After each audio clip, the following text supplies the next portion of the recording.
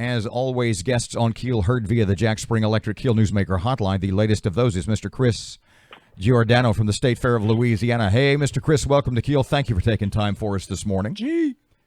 Hey, good morning, Robert and Aaron. Morning. Okay, so you and Aaron were on the phone yesterday, and I sort of came back into the studio in the middle of the conversation, and it was, frankly speaking, I who said, Aaron, this is awesome. I mean, for a guy in a bit of a pickle, to use Aaron's term, I said, Chris needs to come on and just bring people up to date. But since I came back into the studio in the middle of your phone conversation, let's back up. When Aaron called yesterday, what was the first thing she asked? And what did you tell her?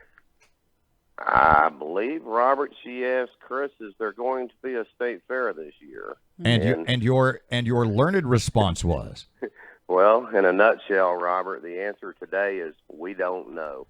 We are feverishly trying to have a fair this year. So how do you know? How will you know? What's the tipping point? What are the numbers? Who finally? What's the cutoff date? Yeah, and who helps you make that decision, and who has influence over you, if that's the proper way to put it? Of course, I work for a board of directors. The state fair's organized and governed by a board of directors, and more specifically, an executive committee that meets monthly that consists of our officers and a few others. And we're going to have to sit down and make decisions. But right now, in my opinion, and this is after speaking primarily to Chief Butch Browning, the Louisiana State Fire Marshal, who is one of the parties that's responsible for writing the guidance for the governor to get things back open, along with the Department of Health and others. But according to Chief Browning, he is optimistic, and he is trying to get fairs and festivals included in Phase 3 opening. So that's going to be the key, is if we can get to Phase 3. In a world where, like in Shreveport, one of the mask mandates that we had, I don't know if that was the mayor's or whatever, where masks are mandated outside, can you imagine a scenario where you'll have a state fair, but people will have to be masked? How is Aaron? How's she gonna my corny dog? How's she gonna stuff the pie hole with the funnel cake? That's certainly a possibility. You know, we don't know until we see the guidelines for Phase 3 that I don't think any of us are privy to see at this point. They probably have not been completed at this point and totally written. But I could see a fair where at least all the employees were wearing masks. Maybe it was optional outside for the customers to wear or not wear masks. But even if it was mandated that everyone does wear masks, even in the outdoor spaces, I think that could be done. Of course, when Erin sits down to eat her corn dog, she's going to remove the mask to eat her corn dog. Yeah, and get a big Well, Chris, let me ask you this. This is one of our state's biggest events. It is obviously your biggest fundraiser. How do you survive not having a state fair? It'll be very difficult.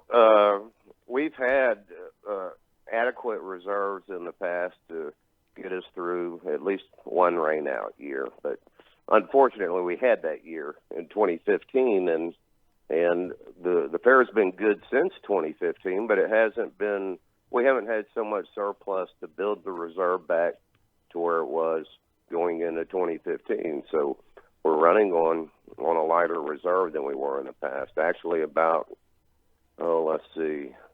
we're about $400,000 to $500,000 less in reserve today than we were in 2014. What about delaying it until the spring? Is that an option? Everything's an option, Aaron. Everything will be on the table, including possibly producing a spring fair if that's our next opportunity to have an event. Of course, fundraising's on the table, and the tough decisions of really, really, really tightening the belt are going to have to be on the table to get us from this point in time to the next point in time that we can have cash flow. Mr. Chris, we've basically been out of business since the middle of March, other than a few events here and there. There's a ton of people involved in this, a ton of folks who come from out of town, a lot of the vendors, the rides, I mean, the whole thing. You've got a lot of contracts. And We do, and What- it's been devastating for the entire amusement industry this year, including, like you said, the carnival operators. They haven't been able to operate. The concessionaires, that's their family business. That's their sole source of income. We have FFA and 4-H members all over the country that have bought projects and prepared their livestock animals only to be told that you can't show this year. But on the optimistic side, would it be fair to say that because this is a nationwide, a worldwide thing, that everybody that you just mentioned is really kind of flexible? It's very flexible. We have to be flexible. But basically where we're going to be, you asked me the question earlier, what is the drop dead date? I don't know the exact date, but my gut tells me it's mid to late August, possibly early September. But what we're going to be forced to do at that time, if we have the gracious opportunity to open in some fashion or style, may not be the exact same fair that one is accustomed to, because we may have to cut some different programming items and such. But if we get that opportunity, we're going to have to do 4 months of planning in 1 month. Okay, what about, you did the food court thing down there a couple of months ago, I guess. Could you do some things like that to try to bring in money? Are you looking at that pretty closely? You know, we look at anything and everything. The food court thing, I believe it was very successful. We put it up for 2 weeks, a Thursday through Sunday, back-to-back weeks. That first Thursday through Sunday was right when we went into actually phase 1, I believe. Mm-hmm. Yeah, we hadn't even got into phase 2 yet. We were going into phase 1 that first weekend. I think the novelty of the idea, the opportunity to drive up, get fair food to go, it was a big hit that first 4 days. Second 4 days, not so much.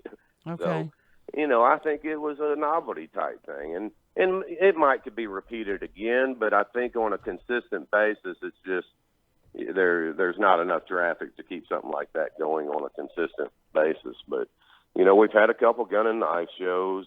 We had drive-in movies out at the fairgrounds, and a promoter had done, you know, those events.